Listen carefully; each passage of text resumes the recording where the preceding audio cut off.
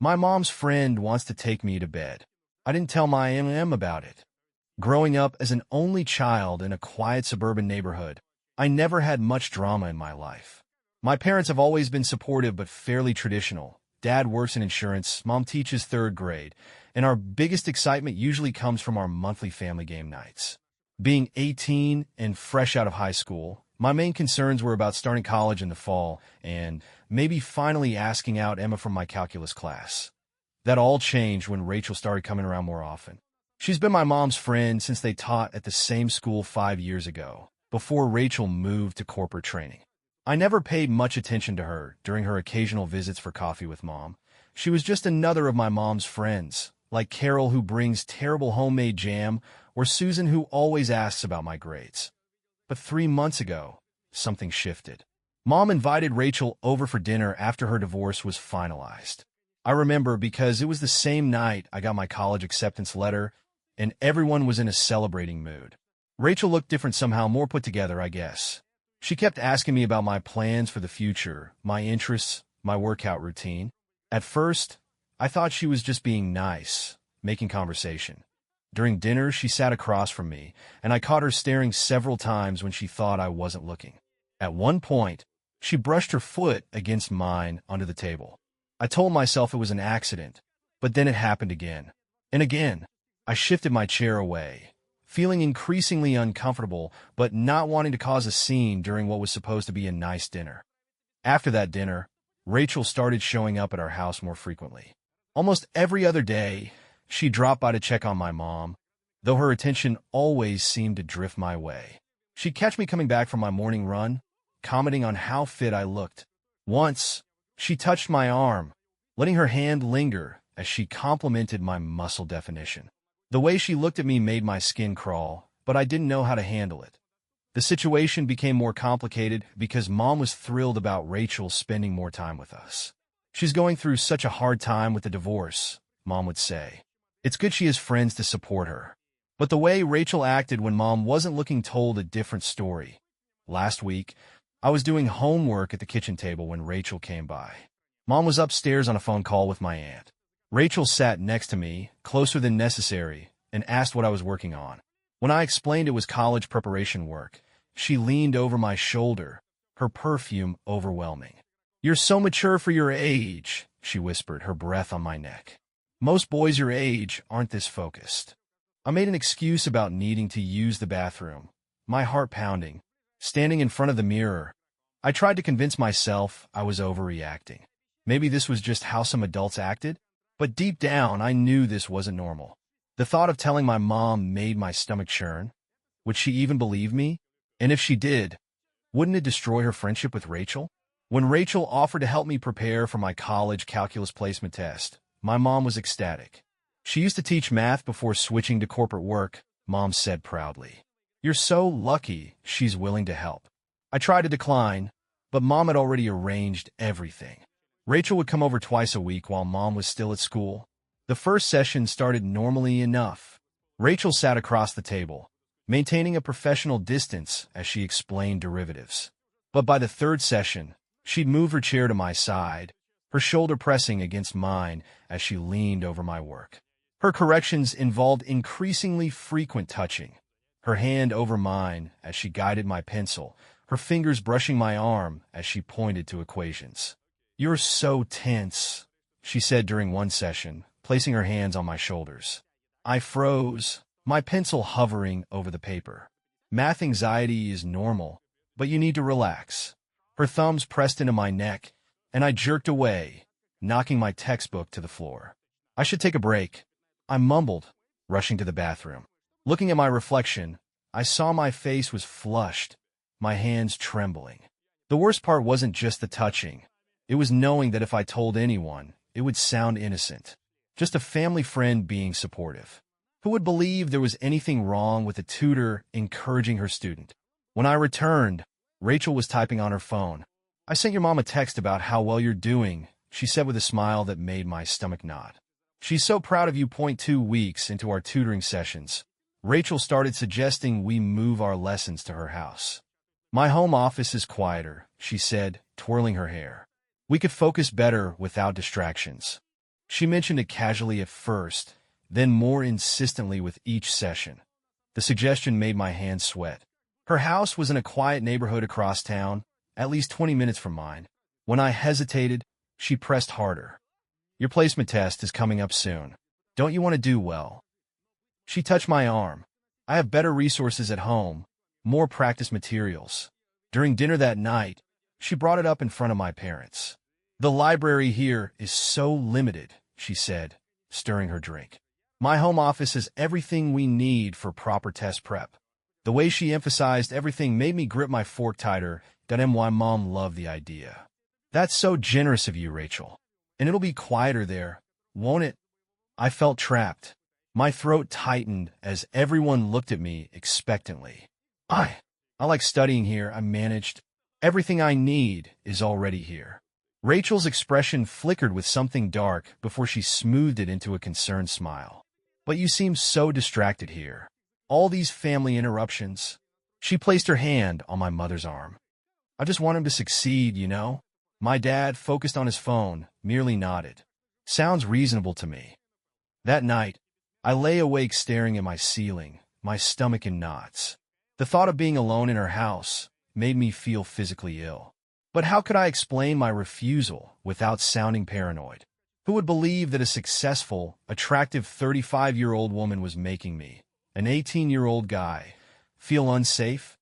I managed to avoid studying at Rachel's house for a week, making excuses about headaches and college application deadlines.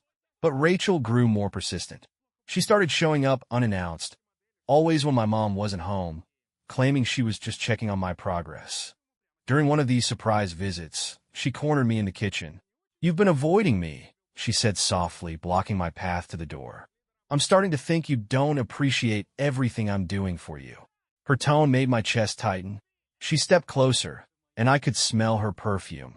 Something expensive and overwhelming. Your mom's so worried about your test scores. Wouldn't it be terrible if I told her you weren't taking this seriously? The threat was subtle but clear. I felt the walls closing in. That evening, my mom mentioned how disappointed she was that I wasn't taking full advantage of Rachel's generous offer to help. She's going out of her way for you, Mom said, her voice heavy with disappointment. And you're being quite rude. I couldn't sleep that night, my mind racing. Rachel had somehow turned my own mother against me, making me look ungrateful and immature. The weight of adult expectations pressed down on me. I was supposed to be growing up, making mature decisions, but every instinct screamed that this situation was wrong. The next day, Rachel texted that she'd pick me up after school for a study session at her house. No excuses this time, she wrote. Your mom already agreed. She added a winking emoji that made my stomach turn. When I showed reluctance, she sent another message. Don't worry, I have a surprise that will help you relax. It'll be our secret. My friends wouldn't understand why Rachel's attention felt so threatening. Dude, you're 18, they'd say. And she's hot. But that's exactly what made everything so complicated. Society expects guys my age to want this kind of attention from an attractive older woman. It's supposed to be some kind of fantasy come true. But all I could think about was how Rachel had been there for my mom after Grandpa's sudden death last year. Mom had fallen into a deep depression. She'd always been Daddy's little girl, and losing him broke something in her. Rachel had shown up every day, bringing food, sitting with Mom through panic attacks, becoming the support system our family desperately needed. Rachel saved me, Mom would say. She's the sister I never had. The thought of destroying that relationship, of taking away my mom's support system when she was still healing from such a profound loss, made me physically ill. Even if I tried to explain, who would believe me? A teenager claiming his mom's attractive friend was making unwanted advances? They'd either think I was lying or, worse, that something was wrong with me for not wanting it. The weight of these expectations, to be a normal teenage guy, to be grateful for the attention, only added to my anxiety. Every time Rachel touched me or made suggestive comments, I didn't see an attractive older woman. I saw someone willing to betray my mother's trust during her most vulnerable time, someone using her position as Mom's emotional lifeline to corner me. She knew exactly what she was doing, using my mom's grief, my college aspirations, and societal expectations as weapons against me. The hardest part wasn't the unwanted attention. It was feeling trapped by everyone's assumptions. Mom saw Rachel as her savior during the darkest period of her life. Dad saw her as the friend who helped his wife when he didn't know how. My friends would see her as a fantasy.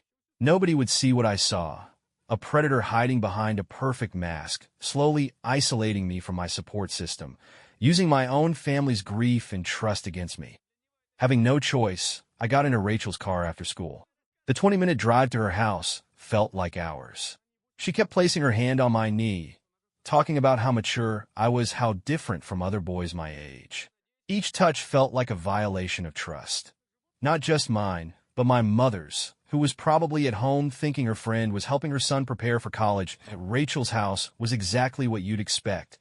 Tastefully decorated, pristine, with framed photos of her and my mom prominently displayed. One showed them hugging at my mom's birthday party, taken just months after Grandpa's death. The sight of it made my stomach churn. "Make yourself comfortable," she said, gesturing to the couch. "I'll get us something to drink." She returned with 2 glasses of what looked like wine. When I declined, her pleasant expression faltered. "Don't be such a child," she said, her voice taking on an edge I'd never heard before. "You're old enough to have a drink with your tutor." She sat too close, her thigh pressing against mine. I could feel the warmth of the wine glass she kept trying to hand me. The photos of her and my mom seemed to watch us from the walls. "You know," she said softly, "your mother mentions how lonely you've been since Ashley broke up with you last year. A boy your age needs someone to show him what real intimacy is like." The mention of my ex-girlfriend in this context made something snap inside me. I stood up abruptly, my hands shaking. "I need to leave." My voice sounded stronger than I felt. "Don't be ridiculous," Rachel said, standing and blocking my path to the door. "Your mom thinks you're here for tutoring. What will she think if you run away?" Her hand reached for my face. "Nobody needs to know. It can be our secret." Before I could move, Rachel grabbed my shoulders and kissed me. The smell of wine on her breath made me gag, but my body froze completely. My mind screamed to push her away, to run, but I stood there, paralyzed by shock and the weight of every complicated consequence. Her hand gripped the back of my neck while my thoughts raced to my mom, to her grief, to her dependence on Rachel, to how this moment could shatter our family's fragile healing. When she finally pulled back, satisfaction flickered across her face at my stunned silence. "See?" she whispered, her thumb wiping her lipstick from my lower lip. "Isn't this what you wanted?" I couldn't speak. My throat had closed up, my heart hammering so hard I thought it might explode. The photos of her and my mom seemed to stare down at us from the walls, silent witnesses to this betrayal. "Don't worry," she said, straightening my collar with practiced fingers. "This can be our little secret. Nobody needs to know." She smiled, that same smile she'd given my mom countless times while helping her through her darkness after Grandpa died. "I'll tell your mom you're making excellent progress with your studies." I managed to mumble something about needing to leave, my voice barely audible. She called me an Uber, acting like nothing had happened, like she hadn't just crossed an unthinkable line. As I sat in the back of the stranger's car, I could still feel her lips on mine, still smell her perfume on my clothes. My phone buzzed with a text from her. "Same time Thursday?" Face blowing a kiss that night, I lay in bed, feeling contaminated and trapped. The weight of everyone's expectations, my mom's trust in Rachel, society's assumption that I should want this, Rachel's power over our family's stability, pressed down on me like a physical force. I had no idea how to protect myself without destroying everything else in the process. The next morning, I woke up to 3 missed calls from Rachel and a long text about how special our connection was. The sight of her name on my phone screen made me clench my jaw in anger. This had gone far enough. That afternoon, my mom noticed my distant mood. She found me in Grandpa's old reading chair, the one she couldn't bear to get rid of after he passed. "You seem distracted," she said. "Is everything okay with the tutoring?" Looking at her concerned face, I made my decision. I wouldn't let Rachel's actions poison our family any longer. "I want to stop the sessions with Rachel," I said firmly. I'll prepare for the placement test on my own. Mom looked surprised, but she's been so helpful. And with everything she's done for our family, my decision is final. I cut her off, perhaps more sharply than intended. I need to handle this my way. I blocked Rachel's number that night. She'll probably tell my mom some story about my attitude or make hints about my immaturity. Let her. I know what she is now. A predator who used my mother's grief to get close to me, who tried to manipulate a situation meant for education into something perverse. The hardest part isn't dealing with what happened. It's watching her continue to play the role of devoted friend to my mother while knowing her true nature. But I draw my line, created my boundary. She can keep her mask of kindness around my mother, but she'll never get near me again. Some burdens you carry silently, not out of fear, but out of choice. Because sometimes protecting your family means handling threats quietly, on your own terms.